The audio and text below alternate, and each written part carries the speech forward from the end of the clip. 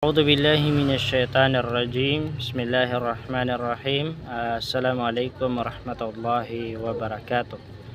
Mga kapatid, sa pananampalatayang Islam, bilang isang anak, ito po ay narapat lamang na tayo ay sumunod, no? Sundin natin ang mga ipinag-utos ng mga magulang natin, mga ipinag-utos ng tatay natin, pinag-utos ng nanay natin, mga kapatid sa pananampalataya Islam, no?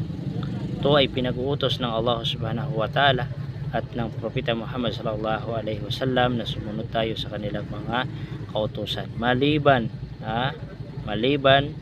kung ang tatay mo o di kaya ay yung nanay mo, ang kanilang pinag-uutos sa iyo ay gumawa ka ng kasalanan, no? Kung sila ay nag-uutos sa iyo na gumawa ka ng maasiya, kasalanan sa Allah subhanahu wa ta'ala, mga haram na ipinagbabawal ng Allah subhanahu wa ta'ala, ay yun ay hindi mo pwede sundin, no? Hindi mo pwede sundin yung tatay mo sa kayong nanay mo, mga kapatid sa pananampalatayang Islam.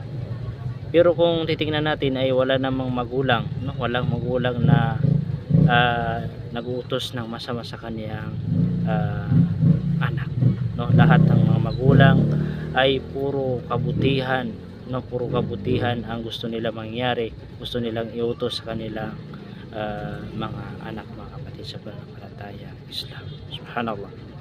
Kahit sino pang tao, no? Kahit sino pang tao na kapag ipinag-utos nila sa atin ay makasalanan, gumawa ng kasalanan, mga maasiya, ay hindi natin pwede sundin, mga kapatid sa pananampalataya Islam.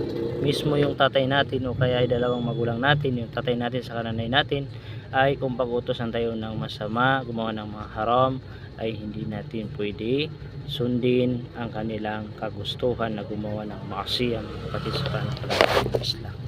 So napakaraming dalil yan sa hadith, na nabanggit sa hadith ng ating mahal na Propeta Muhammad sallallahu alaihi wasallam, na ang pagsunod, no, ang pagsunod ay sa kabutihan lamang, at hindi pwede na sumunod ka sa nilikha ni Allah subhanahu wa ta'ala sa paggawa ng mga maasiya o kasalanan sa pananampalataya Islam. Assalamualaikum warahmatullahi wabarakatuh.